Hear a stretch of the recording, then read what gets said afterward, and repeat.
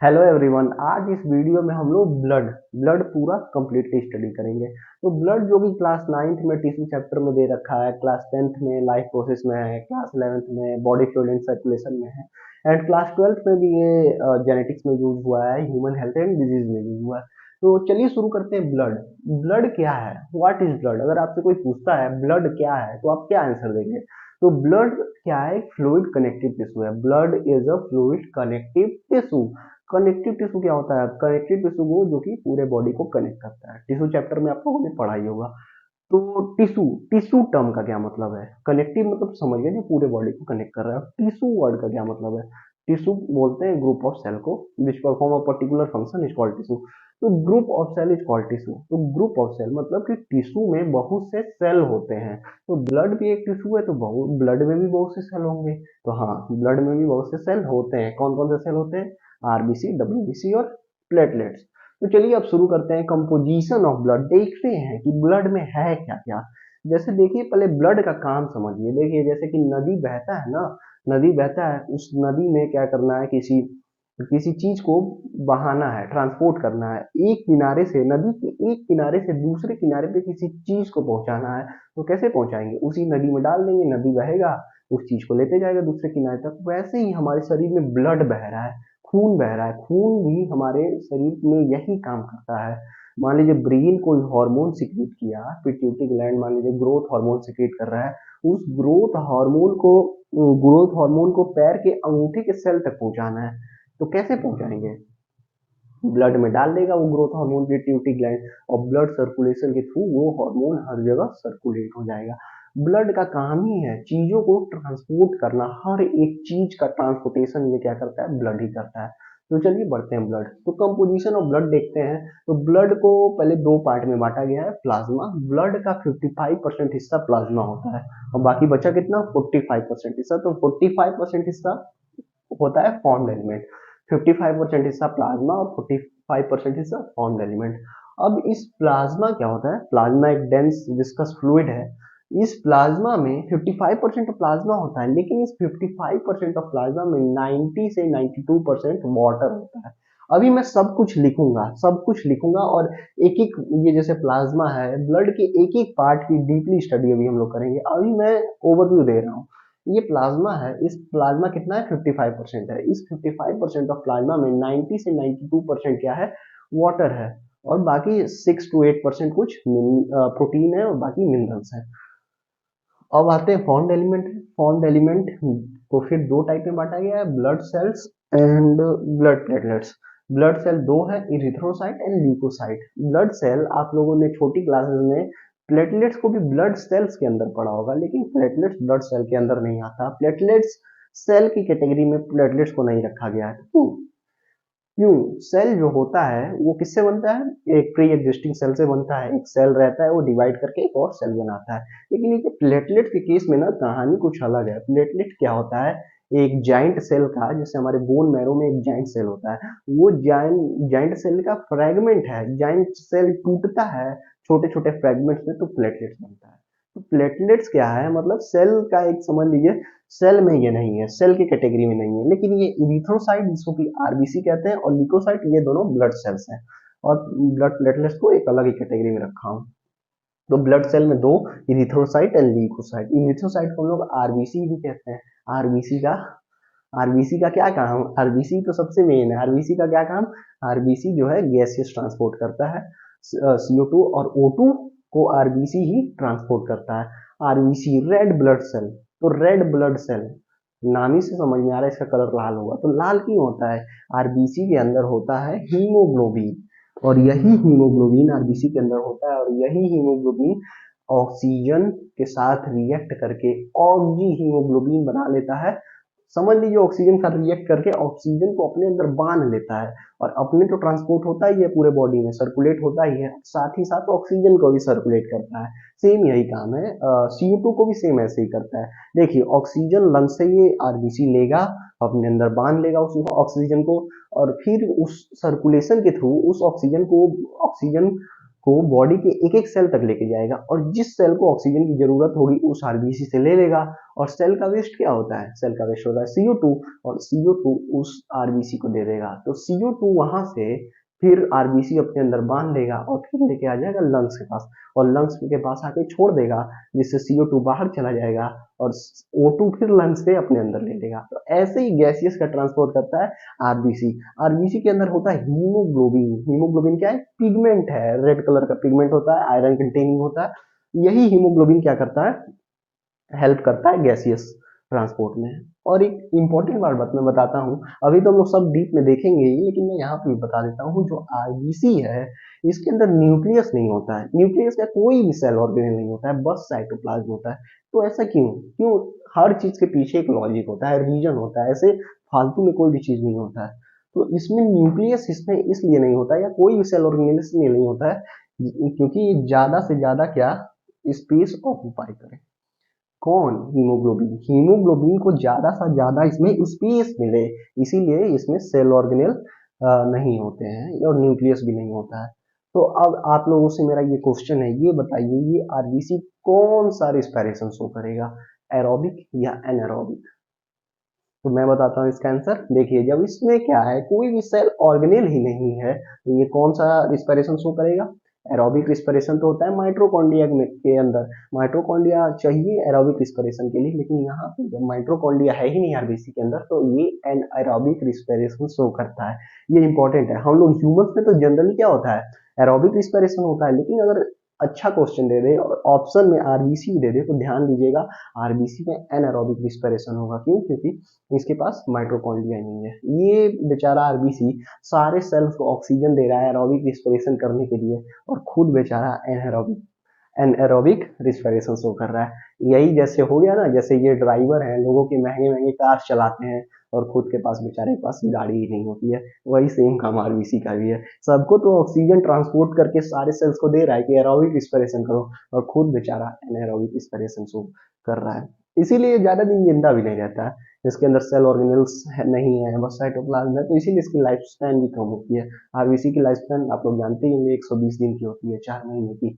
120 दिन बाद ये स्प्लीन में जाके मर जाता है। इसीलिए स्प्लीन को ग्रेवयार्ड ऑफ आरबीसी कहते हैं। ग्रेवयार्ड मतलब कब्रिस्तान। तो ये था आरबीसी के बारे में। अब हम लोग देखते हैं ल्यूकोसाइट, जिसको भी हम लोग डब्ल्यूबीसी भी कहते हैं। ल्यूकोसाइट को क्या कहते हैं? डब्ल्यूबीसी। डब्ल्यूबीसी क्या? हम लोग की डिफेंस मैकेनिज्म यूज होते हैं, जैसे इम्यूनिटी प्रोवाइड करते हैं। ये डब्ल्यूबीसी का काम क्या होता है? इम्यूनिटी प्रोवाइड करना। जैसे ये हमारे सराउंडिंग में बहुत से बैक्टीरिया, वायरस, फंजाई, प्रोटोजोआ होंगे, लेकिन हम लोग को वो डिजीज कॉज नहीं कर रहे हैं। क्यों? क्योंकि हमारे शरीर में क्या है? डब्ल्यूबीसी है। जैसे ही कोई पैथोजन हमारे बॉडी में डिजीज कॉज करता है या इन्फेक्शन कॉज करता है, घुसता है अंदर, तो ये डब्ल्यूबीसी के सेल्स जो होते हैं तुरंत उसको मार देते हैं या खा जाते हैं, उसको इंगल्फ कर लेते हैं। तो ये डब्ल्यूबीसी का काम क्या है? हम लोग को इम्यूनिटी प्रोवाइड करना। समझ लीजिए हम लोग के बॉडी के सैनिक होते हैं। अपने शरीर के सेल को नहीं, फॉरेन सेल, कोई दूसरा सेल हमारे बॉडी में जैसे ही एंटर किया, ये डब्ल्यूबीसी तुरंत उसको खत्म कर देंगे। ठीक है। तो डब्ल्यूबीसी को हम लोग ल्यूकोसाइट कहते हैं, और ये कलरलेस होते हैं। क्यों? क्योंकि इसमें हीमोग्लोबिन नहीं है। हीमोग्लोबिन आरबीसी में था, इसीलिए रेड कलर का था। और ल्यूकोसाइट में क्या था? ल्यूकोसाइट में ये हीमोग्लोबिन है ही नहीं, इसीलिए ये कलरलेस होते हैं। और ल्यूकोसाइट का भी दो कैटेगरी है, ए ग्रेनुलोसाइट एंड ग्रेनुलोसाइट।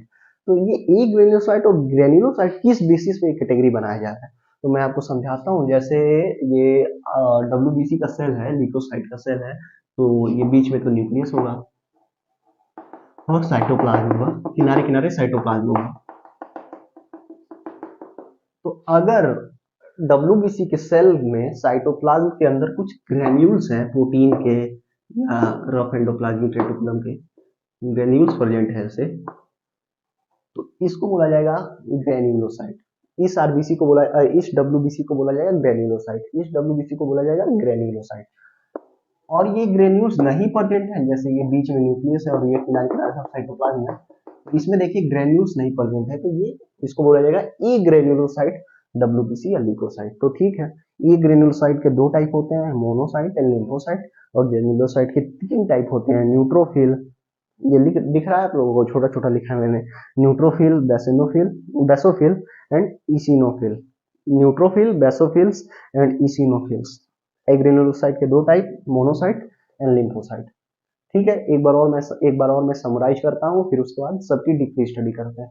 तो कंपोजिशन ऑफ ब्लड, ब्लड का दो कंपोजिशन है, प्लाज्मा और फॉर्म्ड एलिमेंट। प्लाज्मा ब्लड का 55% है और फॉर्म्ड एलिमेंट 45% है। प्लाज्मा में 55% ऑफ प्लाज्मा में 90 से 92% वाटर होता है, बाकी 6 से 8% प्रोटीन होते हैं। कौन कौन से प्रोटीन? फाइब्रोनोजन, एनसीईआरटी में 3 ही दे रखा है, फाइब्रोनोजन, ग्लोबुलिन्स एंड एल्बुमिन्स। फाइब्रोनोजन का क्या काम है? ब्लड क्लॉटिंग में हेल्प करता है। एल्बुमिन्स का क्या काम है? एल्बुमिन्स का काम है ऑस्मोटिक बैलेंस मेंटेन करता है। और ग्लोबुलिन्स का क्या काम है? ग्लोबुलिन्स का क्या काम है? डिफेंस मैकेनिज्म में हेल्प करता है। इम्यूनिटी, जैसे ये एंटीबॉडी होते हैं ना हमारे शरीर में, एंटीबॉडी, तो ये एंटीबॉडी जो होते हैं ग्लोबुलिन्स का ही एक टाइप। तो ग्लोबुलिन्स डिफेंस मैकेनिज्म में हेल्प करता है। अब आते हैं फॉर्म्ड एलिमेंट के। फॉर्म्ड एलिमेंट दो है, ब्लड सेल्स और ब्लड प्लेटलेट्स। ब्लड सेल्स जो कि ब्लड सेल की फर्दर दो टाइप, इरिथ्रोसाइट एंड ल्यूकोसाइट, और ब्लड प्लेटलेट्स अलग है। इरिथ्रोसाइट जिसको कि आरबीसी भी कहते हैं, ये रेड कलर का होता है, इसमें न्यूक्लियस नहीं होता है, बाई कॉन्केव शेप का होता है, सेल ऑर्गेनेल भी एब्सेंट होते हैं, एनारोबिक रिस्पिरेशन शो करता है। इतना कुछ था इसके बारे में। और ये क्या, गैसियस ट्रांसपोर्ट में हेल्प करता है। और ल्यूकोसाइट, इसका क्या काम है? इम्यूनिटी प्रोवाइड करता है। दो टाइप के होते हैं, agranulocyte and granulocyte. Agranulocyte के दो टाइप, मोनोसाइट, लिम्फोसाइट, और ग्रेनुलोसाइट के 3 type, neutrophil, basophil and eosinophil.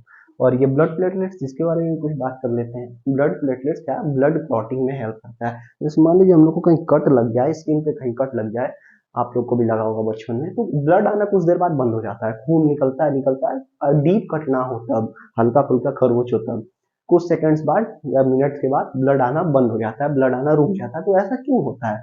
Blood जब इन्वायरमेंट के कांटेक्ट में आता है तो ब्लड क्लॉट हो जाता है।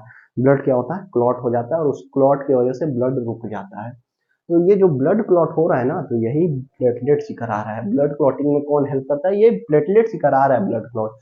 ऐसा क्यों होता है? अगर ब्लड क्लॉट ना हो जाए और छोटी सी खरोच लग जाए और ब्लड निकलता रहे तो बॉडी का सारा ही ब्लड ही निकल जाएगा छोटी सी खरोच के कारण, जिसकी वजह से हैवी लॉस हो जाएगा और आदमी की मौत भी हो सकती है। तो ब्लड प्लेटलेट्स का क्या काम है? Blood clotting. तो इतना सब आप नोट करिए। अब हम सब लोग सब सारी चीजों की डीपली स्टडी करते हैं। अब हम लोग ब्लड के एक एक कंपोनेंट की डीपली स्टडी करते हैं। ब्लड का कंपोजिशन देख लिया था, अब उस कंपोजिशन का एक एक पार्ट का अच्छे से स्टडी करते हैं। तो पहला था प्लाज्मा, जो ब्लड का 55% था। उस 55% में 90 से 92% क्या है? पानी है। तो straw coloured viscous fluid forming matrix of the blood. Straw colour है, विस्कस फ्लूइड है, जो ब्लड का मैट्रिक्स फॉर्म करता है। तो ये मैट्रिक्स क्या होता है? मैट्रिक्स ग्राउंड सब्सटेंस को बोलते हैं। जैसे ये ब्लड कोई टिश्यू है, समझ लीजिए टिश्यू है, तो इन टिश्यू सेल्स के बीच बीच में जो सब्सटेंस प्रेजेंट होता है ना, ग्राउंड सब्सटेंस प्रेजेंट होता है, उसको बोला जाता है मैट्रिक्स। तो वैसे ही ये प्लाज्मा भी ब्लड सेल्स के बीच बीच में प्रेजेंट रहता है, इसीलिए इसको मैट्रिक्स बोला जाता है। तो क्या है? ये मैट्रिक्स फॉर्म करता है ब्लड का। ठीक है, अब कंपोजिशन देखते हैं प्लाज्मा के। 90 से 92% वाटर, बाकी 6 से 8% कुछ प्रोटीन्स। कौन कौन से? 3 नाम है, फाइब्रोनोजन, ग्लोबुलिन्स एंड एल्बुमिन्स। फाइब्रोनोजन क्या है? क्लॉटिंग फैक्टर है, ब्लड क्लॉटिंग में हेल्प करता है। ब्लड क्लॉटिंग फैक्टर बहुत से होते हैं, ब्लड क्लॉटिंग फैक्टर बहुत से होते हैं जो कि मिलके सारे ब्लड को क्लॉट कराते हैं। तो उसमें से एक फाइब्रोनोजन भी है। ग्लोबुलिन्स क्या है? Involve in defence mechanism. Defence mechanism में इन्वॉल्व होता है ये। जो एंटीबॉडी जो बनते हैं वो सब ग्लोबुलिन्स ही होते हैं। और फिर आता है albumins, maintain in osmotic balance. Maintain osmotic balance, osmotic balance blood का मेंटेन करता है। जैसे जैसे चैप्टर्स आगे बढ़ेगा ना ह्यूमन फिजियोलॉजी के, उस वैसे वैसे आप सब पढ़ते जाएंगे। फाइब्रोनोजन को ब्लड क्लॉटिंग वाले टॉपिक में पढ़ेंगे, ग्लोबुलिन्स इम्यून सिस्टम क्लास 12 में पढ़ेंगे, और एल्बुमिन्स एक्सक्रिएटरी सिस्टम वाले में पढ़ेंगे।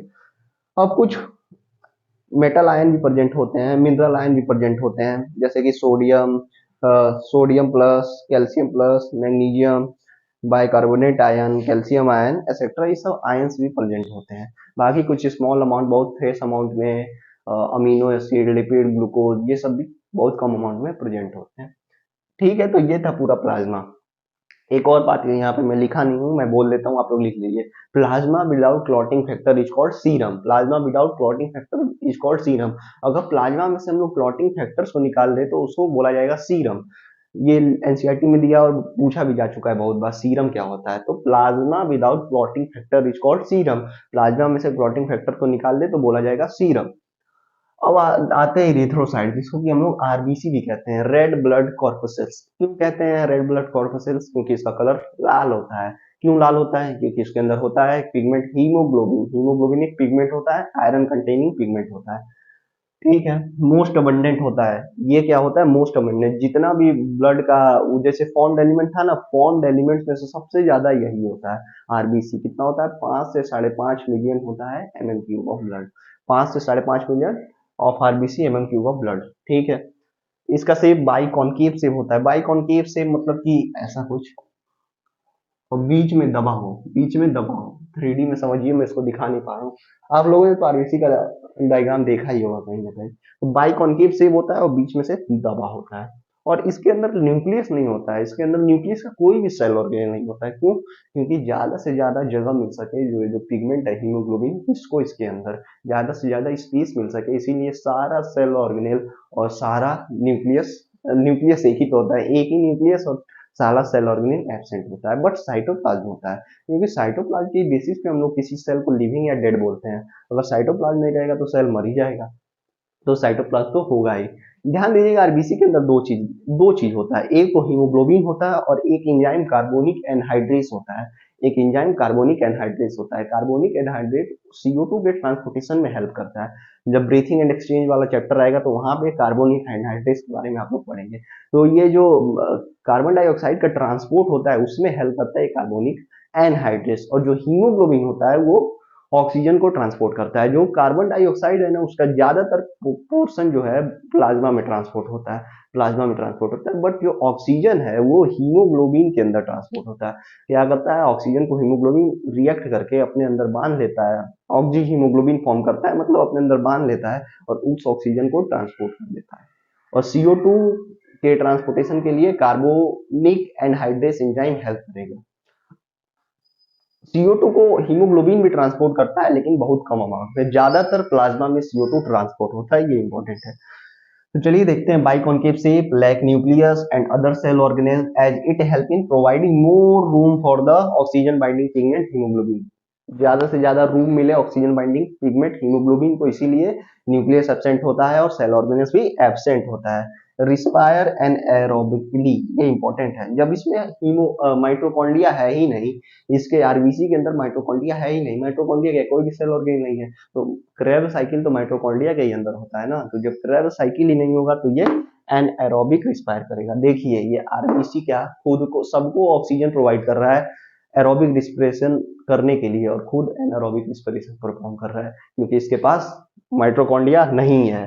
तो ये इंपॉर्टेंट है, रिस्पायर एनारोबिकली। ह्यूमन सेल में, ह्यूमन सेल जो होते हैं वो सारे एरोबिक रिस्पिरेशन शो करते हैं।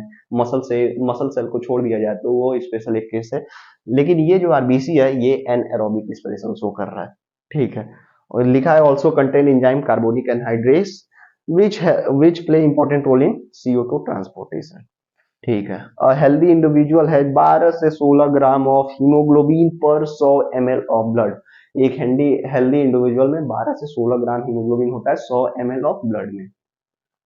और ये इरिथ्रोसाइट आरबीसी बनता कहाँ है? तो ये बनता है बोन मैरो में, बोन मैरो में बनता है। और बोन मैरो में से बन के आता है। इसका लाइफ स्पैन 120 दिन का होता है, 4 महीने का। 120 दिन के बाद ये मर जाता है। कहाँ पे? स्प्लीन में जाके। स्प्लीन एक ऑर्गन है, वहां पे जाके ये मर जाता है, इसीलिए स्प्लीन को ग्रेव यार्ड ऑफ आरबीसी भी कहा जाता है। ग्रेव यार्ड मतलब कब्रिस्तान। आरबीसी का ये स्प्लीन क्या है? कब्रिस्तान है। जब आरबीसी जाके मरता है ना तो ये हीमोग्लोबिन जो है ये फिर से यूज हो जाता है। हीमोग्लोबिन तो आयरन कंटेनिंग पार्ट है ना, तो उस आयरन को फिर से यूज कर लिया जाता है फ्रेश हीमोग्लोबिन बनाने के लिए। और हीमोग्लोबिन का काम तो समझ ही गए। आरबीसी का काम समझ गए, क्या है? गैसियस ट्रांसपोर्टेशन में हेल्प करता है। CO2 और ऑक्सीजन को ट्रांसपोर्ट करता है पूरे बॉडी में। तो ये था पूरा इरिथ्रोसाइट, को छूटा तो नहीं है। ये था पूरा इरिथ्रोसाइट और प्लाज्मा। ये आप नोट करिए। उसके बाद हम लोग अगला अगला ब्लड सेल जो कि ल्यूकोसाइट है उसके हम लोग देखते हैं। अगला ब्लड सेल जो कि है ल्यूकोसाइट, जिसको कि हम लोग WBC कहते हैं, व्हाइट ब्लड कॉर्पसेल्स। तो व्हाइट ब्लड कॉर्पसेल्स क्यों कहते हैं? क्योंकि इसमें की हीमोग्लोबिन एब्सेंट होता है, जिससे कि रेड कलर इसमें नहीं होता है और इसका कलर ये कलरलेस है, व्हाइट होता है, इसीलिए इसको व्हाइट ब्लड कॉर्पसेल्स कहते हैं। इसमें जैसे कि आरबीसी में क्या था कि न्यूक्लियस और अदर सेल ऑर्गेनेल्स एब्सेंट है, बट इसमें प्रेजेंट रहेंगे क्योंकि इसमें हीमोग्लोबिन तो रहना नहीं है। हीमोग्लोबिन तो इसमें है नहीं, इसीलिए इसमें क्या है सारे सेल ऑर्गेनेल्स और न्यूक्लियस सब प्रेजेंट रहेगा। इसका नंबर कितना होता है, तो आरबीसी का नंबर था पर मिलीमीटर क्यूब कितना था, 5 मिलियन से लेके 5.5 मिलियन, और इसका क्या है 6,000 से लेके 8,000 पर मिलीमीटर क्यूब ऑफ ब्लड। देखिए ये आरबीसी के कंपेरिजन में कितना कम अमाउंट में प्रेजेंट है, आरबीसी पर मिलीमीटर क्यूब ऑफ ब्लड में कितना था 5 से 5.5 मिलियन, बट ये कितना है 6 से 8,000 बस। तो उसके कंपैरिजन में इसका अमाउंट बहुत कम है। और एक इम्पॉर्टेंट बात है इसका, एक मूवमेंट शो करता है कैसा, amoeboid movement, amoeboid movement. Amoeba का मूवमेंट आप लोगों ने देखा होगा, सूडोपोडिया के थ्रू कैसे मूव करता है, अमीबियाइड मूवमेंट उस मूवमेंट को कहते हैं। तो ये ल्यूकोसाइट भी अमीबियाइड मूवमेंट शो करता है, और इसी मूवमेंट के कारण ये ब्लड कैपिलरीज में कहीं कहीं छोटे छोटे छेद स्पोर होते हैं, उस स्पोर से ये बाहर निकल जाता है और लिम्फ फॉर्म करता है। तो लिम्फ क्या है, लिम्फ में भी डब्ल्यूबीसी ही होते हैं, ल्यूकोसाइट ही होते हैं, और लिम्फ का कोई कलर नहीं होता है। लिम्फ बेसिकली हमारे इम्यूनिटी में बहुत इंपॉर्टेंट रोल प्ले करता है। तो ये लिम्फ बनता कैसे है, तो इसी ब्लड कैपिलरीज में से ये जो ल्यूकोसाइट्स के सेल हैं ये एमीबॉइड मूवमेंट शो करते हैं, और एमीबॉइड मूवमेंट शो करने के कारण ये छोटे से छोटे पोर में से भी बाहर निकल सकते हैं। तो ये ब्लड कैपिलरीज के वॉल में जो पोर्स होते हैं उस पोर से ये बाहर निकल जाते हैं एमीबॉइड मूवमेंट के कारण, और लिम्फ फॉर्म करते हैं, लिम्फ। ठीक। अब ल्यूकोसाइट का दो टाइप था, कौन कौन सा, ए ग्रेन्युलोसाइट्स और ग्रेन्युलोसाइट्स। जिसके साइटोप्लाज्म में ग्रेन्स थे, ग्रेन्यूल थे, उसको बोला गया था ग्रेन्युलोसाइट, और जिसमें ग्रेन्स या ग्रेन्यूल्स नहीं थे उसको बोला गया था ए ग्रेन्युलोसाइट। ए ग्रेन्युलोसाइट्स के दो एग्जांपल थे, दो टाइप थे, लिम्फोसाइट और मोनोसाइट, और ग्रेन्युलोसाइट्स के तीन टाइप थे, कौन कौन से, न्यूट्रोफिल, बेसोफिल और ईसेनोफिल। तो ये लिम्फोसाइट क्या है, सेकेंड मोस्ट एबंडेंट ल्यूकोसाइट। तो पहला मोस्ट एबंडेंट कौन है, तो न्यूट्रोफिल, याद रखिएगा न्यूट्रोफिल शायद 60 to 65% ऑफ टोटल ल्यूकोसाइट होता है, बट ये लिम्फोसाइट है ये तो 20 से 25% ऑफ टोटल डब्ल्यूबीसी होता है। ठीक है, second most leucocyte, responsible for the immune responses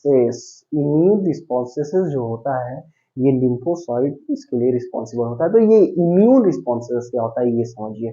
जैसे कि हमारे बॉडी में जैसे ही कोई फॉरेन सेल पहली बार एंटर करेगा, मान लीजिए कोई बैक्टीरिया पहली बार हमारे बॉडी में एंटर किया, तो उस समय होगा फर्स्ट इम्यून रिस्पॉन्स, उस समय क्या होगा, फर्स्ट इम्यून रिस्पॉन्स, और उसके अगेंस्ट बॉडी में कुछ बनेगा। क्या बनेगा, जब हम लोग ह्यूमन हेल्थ एंड डिजीज में इम्यून सिस्टम पढ़ेंगे तो वहां डीपली देखेंगे। तो यहाँ बस इतना जानिए, हमारे बॉडी में जब कोई फॉरेन सेल एंटर करता है तो वो एज अ एंटीजन बिहेव करता है, क्या करता है, एज अ एंटीजन, और उस एंटीजन के अगेंस्ट हमारे बॉडी में क्या, एंटीबॉडीज बन जाता है, और वही एंटीजन दोबारा हमारे बॉडी में आता है तो वो एंटीजन वो एंटीबॉडी उस एंटीजन को मार देता है। तो पहली बार जब ये फॉरेन सेल हमारे बॉडी में गया तो उसको बोला गया फर्स्ट इम्यून रिस्पॉन्स, उस समय हमारे बॉडी में कुछ रिस्पॉन्स हुआ उसको बोला गया फर्स्ट इम्यून रिस्पॉन्स। अब जब दूसरी बार गया तो वो दूसरी बार क्या हुआ, सेकेंड इम्यून रिस्पॉन्स। तो ये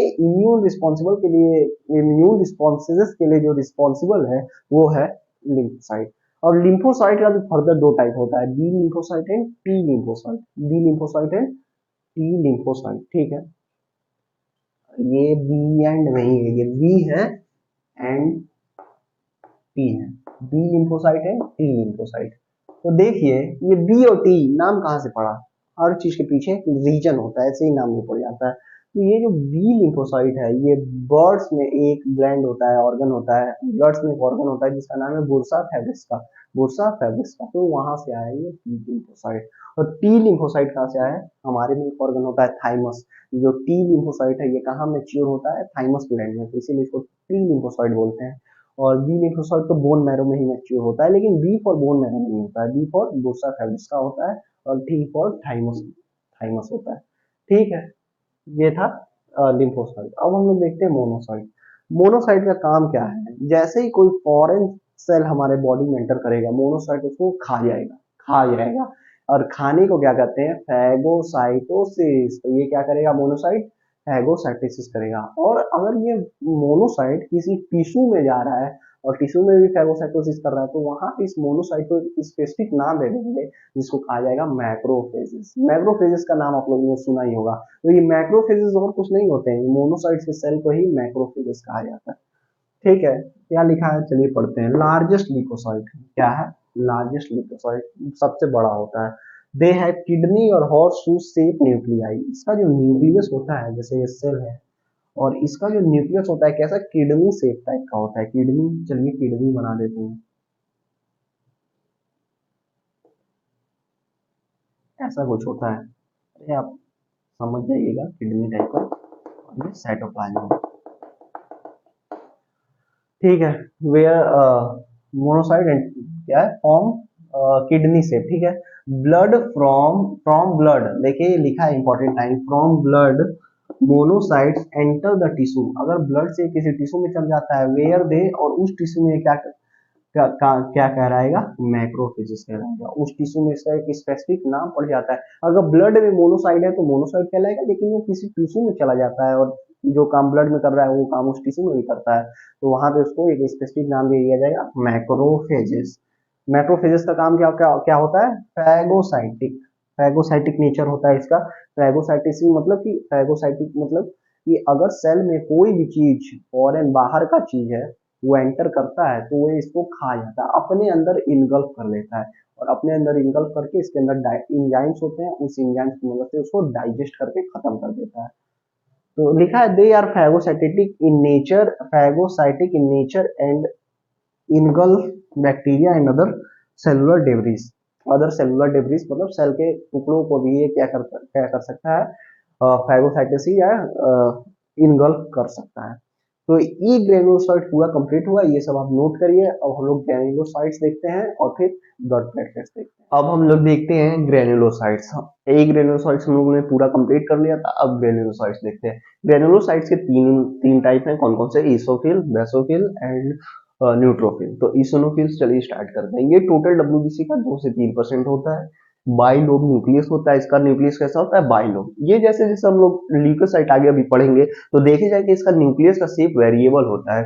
ये इस्नोफिल का बाइलोब न्यूक्लियस होता है, इसका ट्राइलोब न्यूक्लियस होता है बेसोफिल का, और न्यूट्रोफिल का तो मल्टीलोब न्यूक्लियस होता है। तो चलिए देखते हैं। बेसोफिल 2 से 3% होता है और बाइलोब न्यूक्लियस होता है। बाइलोब न्यूक्लियस कहने का मतलब कैसा? जैसा आप लोगों ने हेडफोन देखा है ना, ये वाला हेडफोन, तो उसमें 2 लोब होता है और बीच में ऐसा होता है, तो वैसा ही शेप इसके में न्यूक्लियस का होता है। मैं यहाँ पे बना रखा है, न्यूक्लियस का शेप ऐसा होता है, बाइलोब होता है, मतलब न्यूक्लियस में 2 लोब होता है। ठीक है। It have anti histaminic property, इसके पास एंटी हिस्टामिनिक प्रॉपर्टी होता है। अब ये एंटी हिस्टामिनिक प्रॉपर्टी क्या है? पहले हिस्टामिन क्या होता है ये समझिए, फिर एंटी हिस्टामिन क्या होता है ये अपने आप समझ में आ जाएगा। तो हिस्टामिन जो है एक केमिकल कंपाउंड है जो कि ये बेसोफिल सिक्रीट करता है। बेसोफिल हिस्टामिन को सिक्रीट करता है, आगे अभी हम लोग देखेंगे। हिस्टामिन इन्फ्लेमेशन में इन्वॉल्व होता है। अगर ये नॉर्मल अमाउंट में सिक्रीट हो तो ये हमारे इम्यून सिस्टम के लिए बहुत ही यूजफुल है, बट इसका अमाउंट बढ़ जाता है, नॉर्मल अमाउंट से इसका अमाउंट बढ़ जाता है, इसका सिक्रीशन बढ़ जाता है। और जब इसका सिक्रीशन बढ़ जाता है तो यही हिस्टामिन एलर्जी कॉज करने लगता है। हिस्टामिन के कारण ही एलर्जी होता है। तो जितना भी हम लोग दवा खाते हैं ना एलर्जी के लिए, एलर्जी तो आजकल बहुत कॉमन हो गया है, तो बहुत से दवा आते हैं, सेट्रिजिन और मोन्टिला कास्ट, बिलासुर, ये सब आते हैं दवाइयाँ, एंटी एलर्जिक दवाइयाँ हैं। तो जितनी भी हम लोग एंटी एलर्जिक दवाइयाँ खाते हैं सब में एंटी हिस्टामिन होता है, उस हिस्टामिन को कम करने की प्रॉपर्टी होता है उन दवाइयों में। तो ये इसोनोफिल भी एंटी हिस्टामिनिक प्रॉपर्टी शो करता है, मतलब कि हिस्टामिन के अपोजिट वर्क करता है। हिस्टामिन क्या करता है? एलर्जी कॉज करेगा, तो ये एलर्जी को कम करने की कोशिश करेगा। It have anti histaminic property, ठीक है। They resist infection and are also associated with allergy, वही लाइन है। और ये ऑल्सो एसोसिएटेड विथ एलर्जी, ये लाइन एनसीईआरटी में भी दे रखा है और बहुत बार पूछ भी लेता है कि एलर्जिक रिएक्शन से कौन एसोसिएटेड है, तो याद रखिएगा ईसोनोफिल्स, याद रखिएगा ईसोनोफिल्स। बेसोफिल्स और इसोनोफिल्स में बहुत से लोग कंफ्यूज हो जाते हैं। बेसोफिल्स हिस्टामिन को सिक्रीट करेगा, लेकिन हिस्टामिन यहाँ यहाँ पे ये बेसोफिल का हिस्टामिन एलर्जिक रिएक्शन में नहीं इन्वॉल्व होगा। एलर्जिक रिएक्शन में इन्वॉल्व ये होता है इसोनोफिल, ठीक है। It have anti histaminic property, they resist infection and also associated with allergic reaction, ठीक है। They have similarity to lysosome. Lysosome cell organelle है, क्या करता है, इसको suicidal bag of the cell कहा जाता है। इसके अंदर हाइड्रोलाइटिक एंजाइम्स होता है, ये क्या करता है, सेल को या किसी बाहर के सेल को डाइजेस्ट कर देता है। डाइजेस्ट करने के लिए इसके अंदर एंजाइम होता है। तो ईसोनोफिल भी ऐसा ही कुछ करता है। जब हमारे बॉडी में कोई पैरासाइट या पैथोजन एंटर करता है तो ये ईसोनोफिल जाके उसके ऊपर चिपक जाता है और एंजाइम रिलीज करता है और उसको डाइजेस्ट करने की कोशिश करता है। तो इसीलिए लिखा है they have some similarity with lysosome. तो याद रखिएगा 2 से 3% है, बाइलोम न्यूक्लियस है, और एसोसिएटेड विद एलर्जिक रिएक्शन और एंटी हिस्टामिनिक प्रॉपर्टी है, और सिमिलरिटी विद लाइसोसोम। इतना काफी है इसिनोफिल में। अब आते हैं हम लोग बेसोफिल्स पे। लीस्ट अबंडेंट है, सबसे कम डब्ल्यूबीसी बेसोफिल ही है। सबसे ज्यादा कौन है, न्यूट्रोफिल। सेकेंड मोस्ट अबंडेंट कौन है, लिम्फोसाइट। और लीस्ट अबंडेंट कौन है, बेसोफिल। ठीक है, 0.5 से 1% होता ही है टोटल डब्ल्यूबीसी का।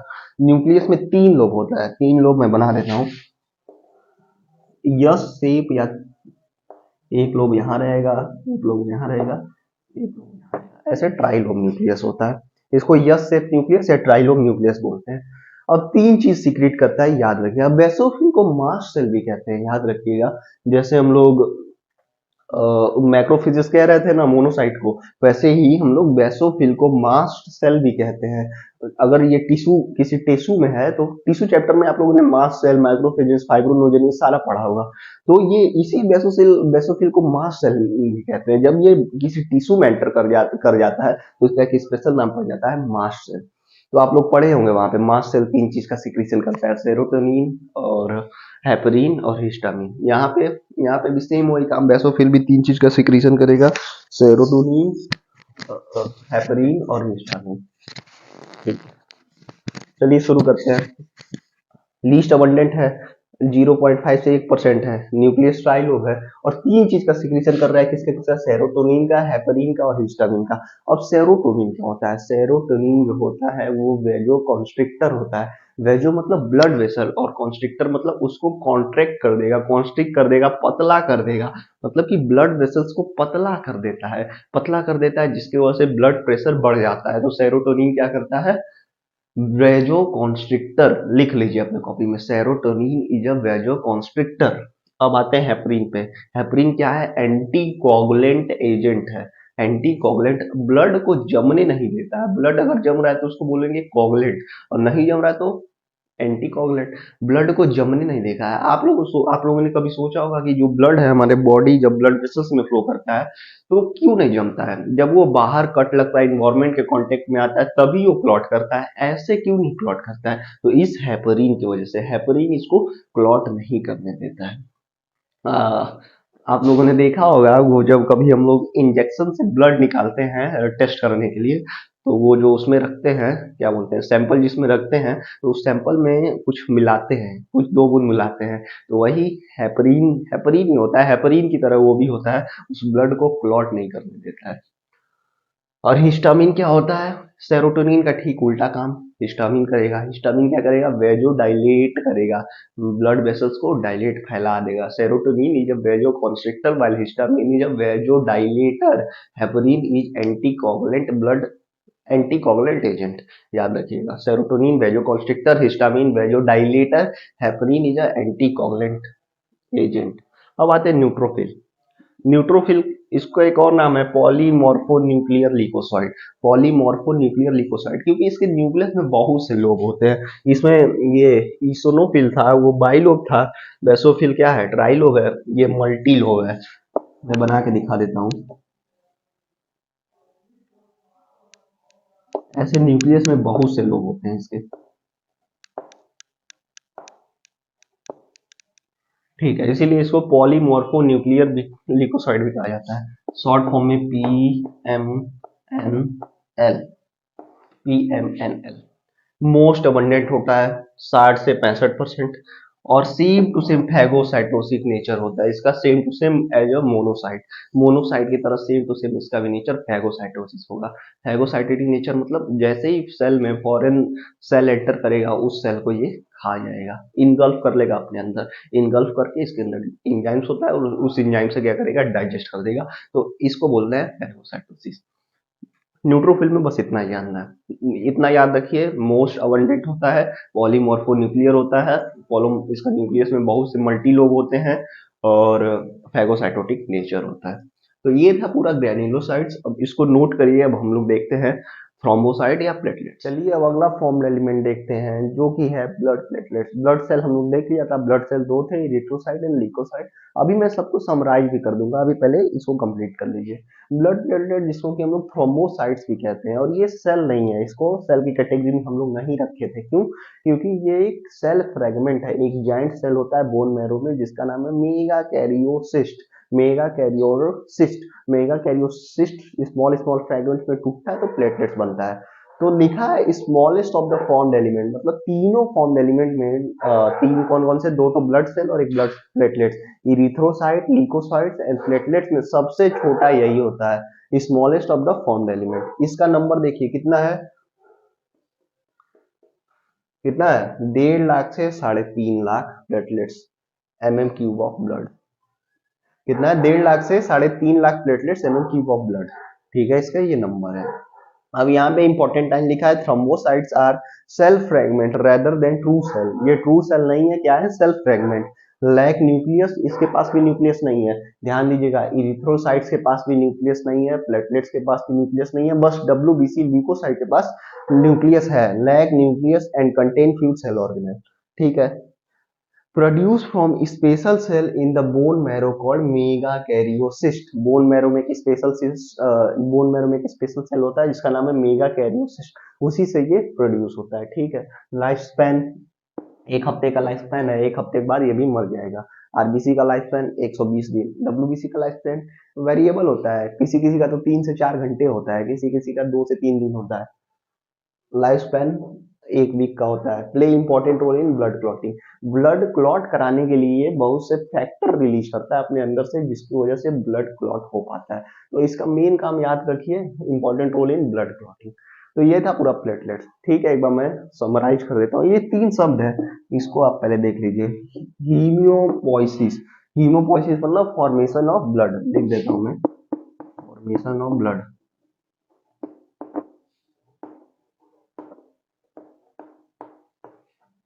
अब है इरिथ्रोपोइसिस। देखिए पोइसिस मतलब हो जाता है फॉर्मेशन, और इरिथ्रो मतलब इरिथ्रोसाइट्स या आरबीसी। तो इरिथ्रोपोइसिस मतलब फॉर्मेशन ऑफ आरबीसी, लिख देता हूँ आरबीसीस। आरबीसी को इरिथ्रोसाइट कहते हैं, आपको पता ही है। अब है लीकोपोइसिस। लीको मतलब डब्ल्यूबीसी और पोइसिस मतलब फॉर्मेशन, तो फॉर्मेशन ऑफ डब्ल्यूबीसीस। ठीक है। ठीक है, तो एक बार मैं पूरा ब्लड का कंपोजिशन फिर से समराइज करता हूँ। देखिए ब्लड में, ब्लड का दो हिस्सा था, क्या क्या, प्लाज्मा जो 55% था, बाकी 45% हिस्सा क्या था, फॉर्म्ड एलिमेंट। फॉर्म्ड एलिमेंट भी दो तरह का था, कौन कौन सा, एक ब्लड सेल और एक ब्लड प्लेटलेट्स। ब्लड सेल दो था, कौन कौन सा, लीकोसाइट और इरिथ्रोसाइट। ब्लड प्लेटलेट्स अलग था। फिर इरिथ्रोसाइट का तो कोई टाइप नहीं था, लेकिन फिर लीकोसाइट के दो टाइप थे, ई ग्रेन्युलोसाइट्स एंड ग्रेन्युलोसाइट। अब ई ग्रेन्युलोसाइट्स के दो टाइप थे, कौन कौन से, मोनोसाइट एंड लिम्फोसाइट। और ग्रेन्युलोसाइट के, ई ग्रेन्युलोसाइट के दो टाइप थे और ग्रेन्युलोसाइट के 3 टाइप थे, न्यूट्रोफिल, ईसोनोफिल एंड बेसोफिल। ठीक है। अब प्लाज्मा से शुरू करते हैं। प्लाज्मा में क्या क्या था, 55% ऑफ प्लाज्मा था टोटल ब्लड का, लेकिन उस 55% में 90 से 92% वाटर था, बाकी 6 से 8% प्रोटीन्स थे। कौन कौन से protein, fibrinogen, albumin and globulin. Fibrinogen blood clotting factor है, और एल्बुमिन क्या है, ऑस्मोटिक बैलेंस मेंटेन करता है, और ग्लोबुलिन क्या है, ग्लोबुलिन डिफेंस मैकेनिज्म में इन्वॉल्व होता है। बाकी कुछ स्मॉल अमाउंट में मिनरल्स आयंस भी थे, जैसे calcium ion, magnesium ion, sodium ion, bicarbonate ion. ठीक है। और बाकी स्मॉल अमाउंट में क्या था, अमीनो एसिड, लिपिड, ग्लूकोज, ये सब बहुत ट्रेस अमाउंट में थे। तो ये था प्लाज्मा। एक इंपॉर्टेंट बात था मैं बताना वहां पे भूल गया था, plasma without clotting factor is serum, is called serum. Serum क्या होता है, ये बहुत बार पूछ लिया जाता है, सीरम। तो लिख लीजिए, अगर प्लाज्मा में से हम लोग क्लॉटिंग फैक्टर को निकाल दें तो उसको कहा जाएगा serum. Plasma without clotting factor is called serum. Clotting factor fibrinogen था ना, फाइब्रोनोजन भी एक क्लॉटिंग फैक्टर ही है। वैसे प्लाज्मा में क्लॉटिंग फैक्टर होते हैं, उस क्लॉटिंग फैक्टर को प्लाज्मा से अगर हम लोग निकाल दें तो उस प्लाज्मा को कहा जाएगा सीरम। तो सीरम क्या होता है, ये इंपॉर्टेंट है। Plasma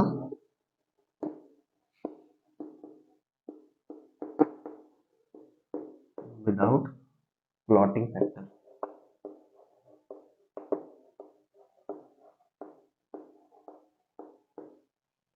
plasma without clotting factor. ठीक है, प्लाज्मा हो गया। अब आते हैं हम लोग फॉर्म्ड एलिमेंट पे। फॉर्म्ड एलिमेंट में सबसे पहले हम लोग ब्लड सेल की स्टडी किए थे। ब्लड सेल, इरिथ्रोसाइट सबसे पहले पढ़े थे। इरिथ्रोसाइट चलिए, जिसको हम लोग आरबीसी भी कहते हैं। क्यों कहते हैं आरबीसी? क्योंकि इसका कलर लाल होता है। क्यों लाल होता है इसका कलर? क्योंकि इसके अंदर हीमोग्लोबिन होता है। जब इसके अंदर हीमोग्लोबिन रहता है तो हीमोग्लोबिन को ज्यादा से ज्यादा जगह मिले, इसीलिए इसमें न्यूक्लियस और सारे सेल ऑर्गेनेल एब्सेंट होते हैं। जब सारे सेल ऑर्गेनेल एब्सेंट होते हैं तो ये एनएरोबिक रिस्पिरेशन शो करता है। और क्या था, हीमोग्लोबिन क्या करता है? गैसियस ट्रांसपोर्ट में हेल्प करता है। और इसके अंदर एक और चीज मिल रहा था, एक एंजाइम जिसका नाम था कार्बोनिक एनहाइड्रेज, जो कि कार्बन डाइऑक्साइड के ट्रांसपोर्टेशन में बहुत ज्यादा हेल्पफुल होता है। तो ये था आरबीसी। इसका लाइफ स्पैन 120 दिन का होता है। ये बोन मैरो में फॉर्म होता है, बोन मैरो में बनता है। और स्प्लीन स्प्लीन जिसको कि प्लीहा कहते हैं, उसमें जाके 120 दिन के बाद मर जाता है, जिसको कि प्लीहा को, स्प्लीन को ग्रेव यार्ड ऑफ आरबीसी इसीलिए कहते हैं। अब हम लोग लीकोसाइट पे जाते हैं। लीकोसाइट दो टाइप के थे, ई ग्रेनुलोसाइट्स एंड ग्रेनुलोसाइट्स। ग्रेनुलोसाइट्स क्यों कह रहे थे ग्रेनुलोसाइट्स? क्योंकि उसके साइटोप्लाज्म में ग्रेन्स प्रेजेंट है। ग्रेन्स किसके? प्रोटीन के या रफ एंडोप्लाज्मिक रेटिकुलम के। और ई ग्रेनुलोसाइट्स क्यों? क्योंकि ग्रेन्यूल्स एब्सेंट थे। अब ई ग्रेनुलोसाइट्स के दो टाइप थे, कौन कौन से? मोनोसाइट और लिम्फोसाइट। मोनोसाइट जिसको कि हम लोग मैक्रोफेजेस भी कहते हैं। मोनोसाइट का काम क्या है? किडनी शेप न्यूक्लियस होता है मोनोसाइट का, याद रखिएगा। और मोनोसाइट का काम क्या है? फैगोसाइटोसिस। क्या काम है? फैगोसाइटोसिस। कोई भी बाहर का सेल या अपने भी सेल डिब्रीज को अपने अंदर इन्गल्फ करके उसको पचा के खा पी के खत्म कर देना। ये था मोनोसाइट, जिसका किडनी से न्यूक्लियस था। और लिम्फोसाइट का क्या काम है? इम्यून रिस्पॉन्सेस में इन्वॉल्व होता है। सेकेंड अबंडेंट वो है, सेकेंड अबंडेंट आरबीसी है। सबसे ज्यादा न्यूट्रोफिल, उसके बाद लिम्फोसाइट, सबसे कम बेसोफिल। और इम्यून रिस्पॉन्सेज में इन्वॉल्व होता है। दो टाइप का है, कौन कौन सा? T lymphocyte and B lymphocyte. T for thymus, B for bursa fabricius का, जो कि एक स्पेशल ग्लैंड है। ग्लैंड नहीं, सॉरी, बार बार मैं ग्लैंड बोल दे रहा हूँ। एक स्पेशल ऑर्गन है जो कि बर्ड्स में मिलता है। ओनली बर्ड्स में मिलता है। लिम्फॉइड ऑर्गन है जो कि बर्ड्स में मिलता है। ठीक है, लिम्फोसाइट हो गया। अब हम लोग देखते हैं ग्रेनुलोसाइट्स। ग्रेनुलोसाइट कितने थे? तीन तरह के थे। कौन कौन से? Neutrophil, basophil and eosinophil. Neutrophil क्या है? सबसे ज्यादा है, मोस्ट अबंडेंस है, 60 to 65%। इसका भी nature same to same monocyte की तरह, फैगोसाइटोटिक नेचर। पॉलीमॉर्फो न्यूक्लियर था इसका। इसके न्यूक्लियर में बहुत से लोब्स थे। ठीक है, न्यूट्रोफिल हो गया। न्यूट्रोफिल में एक ही चीज याद रखिएगा, मोस्ट अबंडेंट एंड फैगोसाइटोटिक नेचर। अब न्यूट्रोफिल हो गया। अब ईसनोफिल्स पे आते हैं। ईसनोफिल्स क्या था? Associated with allergic reaction. ये लाइन इंपॉर्टेंट है, associated with allergic reaction. Anti histaminic property show करता है, जिसके कारण ये एलर्जिक रिएक्शन में इन्वॉल्व होता है। ठीक है, और क्या था इसका? ये लाइसोजोम के साथ इसका कुछ सिमिलरिटी होता है। क्यों? क्योंकि पैरासाइट हमारे बॉडी में पैथोजन को एंटर करता है तो उसके ऊपर ये चिपक के एंजाइम रिलीज करता है और उसको डाइजेस्ट करने की कोशिश करता है। इस्नोफिल जो हो गया। बाइलोब्ड न्यूक्लियस होता है इसका, हेडफोन लाइक बाइलोब्ड न्यूक्लियस होता है। इस्नोफिल हो गया। अब हम लोग देखते हैं क्या, तो इस्नोफिल हो गया, न्यूट्रोफिल हो गया, बचा क्या? बेसोफिल। बेसोफिल क्या होता है? ट्राइलोब न्यूक्लियस होता है इसका। इसके न्यूक्लियस में तीन लोब होते हैं, तीन चीज का सिक्रीशन करता है। किसका किसका? सेरोटोनिन, हेपरिन और हिस्टामिन। सेरोटोनिन क्या है? वैजो कॉन्स्ट्रिक्टर, ब्लड वेसल्स को कॉन्स्ट्रिक्ट कर देगा, पतला कर देगा, जिससे ब्लड प्रेशर इंक्रीज हो जाएगा, बढ़ जाएगा। हिस्टामिन ठीक इसका उल्टा काम करेगा, वैजो डाइलेटर, ब्लड वेसल्स को डाइलेट कर देगा, फैला देगा, जिससे ब्लड प्रेशर क्या होगा? नॉर्मल, अपने ब्लड प्रेशर कम हो जाएगा। और क्या था? एक हेपरिन। हेपरिन क्या था? एंटी कोगुलेंट एजेंट, ब्लड को क्लॉट नहीं होने देता है ब्लड वेसल्स बॉडी के अंदर। ठीक है, तो ये था पूरा। अब हम लोग प्लेटलेट्स पे आते हैं। ब्लड प्लेटलेट्स पे। ब्लड प्लेटलेट्स जिसको कि थ्रोम्बोसाइट भी कहते हैं, ये ट्रू सेल नहीं है, एक जाइंट सेल का एक छोटा छोटा फ्रेगमेंट्स है। उस जाइंट सेल का नाम है मेगा कैरियोसिस्ट, जो कि किसमें मिलता है? बोन मैरो में। लीकोसाइट भी बोन मैरो में बनता है, लेकिन मैच्योर कहाँ पे होता है? कुछ लीकोसाइट तो थाइमस ग्लैंड में मैच्योर होते हैं, तो इसीलिए उसका नाम पड़ जाता है टी लिम्फोसाइट। और कुछ लिम्फोसाइट बोन मैरो में ही मैच्योर हो जाते हैं, इसीलिए उनका नाम पड़ जाता है बी लिम्फोसाइट। लेकिन बी फॉर बोन मैरो नहीं होता है, बी फॉर बुर्सा फेब्रिस का होता है। ठीक है, ये भी बनेगा बोन मैरो में। तीनों जो फॉर्म्ड एलिमेंट है, तीनों बोन मैरो में ही बनेंगे। ये तीनों फॉर्म्ड एलिमेंट में सबसे छोटा प्लेटलेट्स होता है, इसका नंबर इतना 1.5 लाख से 3.5 लाख mm³ ऑफ ब्लड।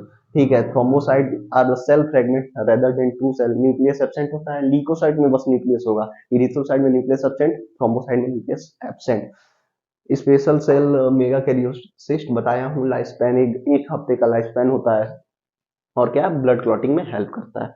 ये haemopoiesis formation of blood, erythropoiesis formation of RBC, leucopoiesis formation of WBC. Serum plasma without clotting factor is called serum. ठीक है, नोट करिए सब। कैसा लगा वीडियो कमेंट सेक्शन में बताइए, अपने और दोस्तों को शेयर करिए। Thank you so much.